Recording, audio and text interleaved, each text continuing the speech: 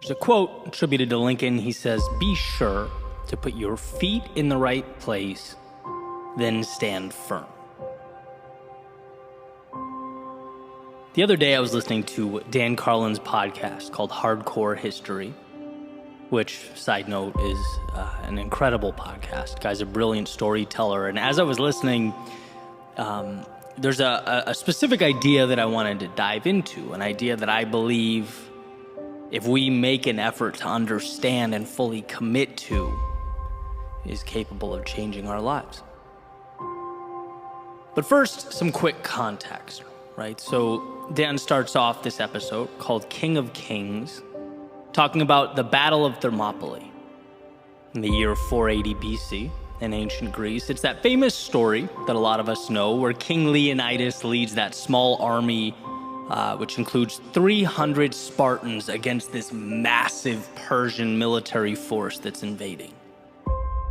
And the quick version is essentially Xerxes, who's the king of the Persian Empire and in charge of that massive army, tells the much smaller Spartan force that if they lay down their weapons, if they submit to him and let the Persians pass, no harm will be inflicted upon them. They'll be free to go about their lives. And here's the famous line. In response to the Persian command to lay down their weapons, the Spartans respond, "Malan labe," which means, "Come and take them." It's the Spartans' way of saying, look, the only way we're laying these weapons down is if you rip them from our cold, dead hands. Right? With everything on the line, the odds stacked against them, the ground beneath them basically shaking from the march of a far superior fighting force moving directly towards their location, they would not let go of their principles. They were fighting for something bigger than them.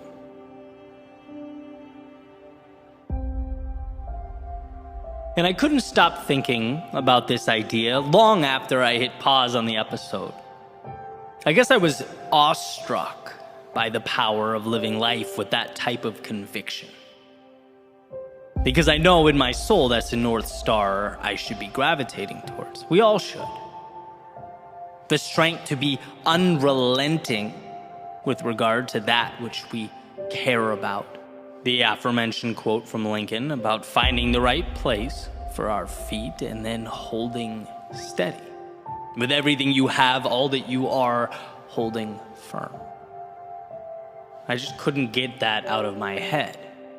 And then it came to me that invading force represents so much in our personal lives. So many things. One example being the difficult or adverse circumstances, our trying times. When you're most likely to concede that perhaps you're no bigger than that world around you. Maybe life is a movie and I'm merely the audience. My job is to clap, laugh, gasp, or cry. I'm a cog in a wheel, a line in a script, powerless. In which case, you should be reminded of Viktor Frankl's famous observation that everything can be taken from a man but one thing, the last of the human freedoms, to choose one's attitude in any given set of circumstances, to choose one's own way.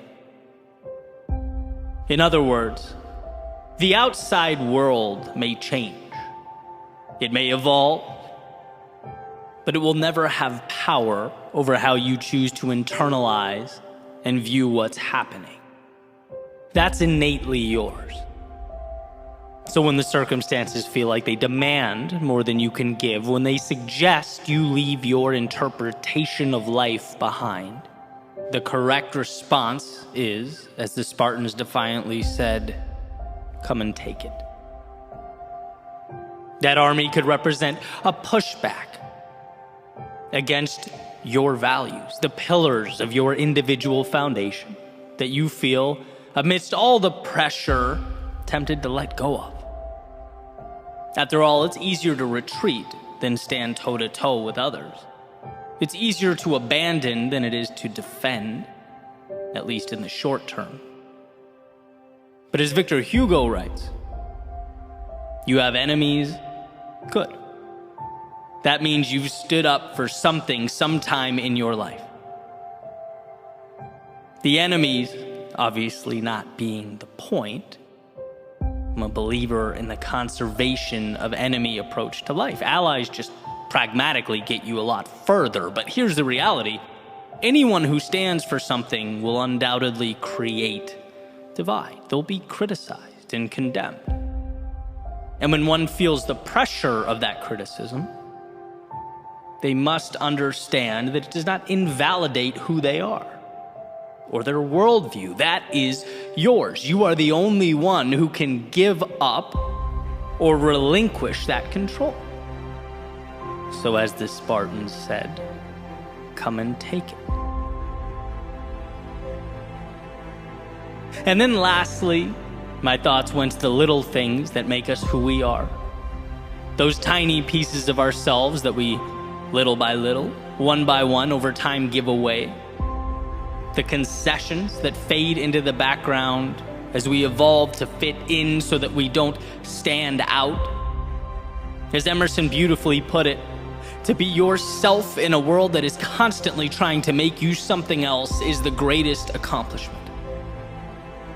And so that attacking army just might be the universe attempting to mold you to it. Perhaps not all at once, but more like that frog placed in water and put on the stove, with the heat increasing so slowly over time that he doesn't realize the heat will soon overtake him.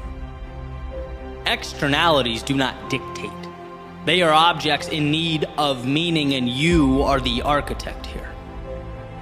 If it means something to you, it's worth holding on to during the difficult times and the easy times. When it's popular and when it's not, there is value within you specific to you, a value that must be nurtured in order to expand.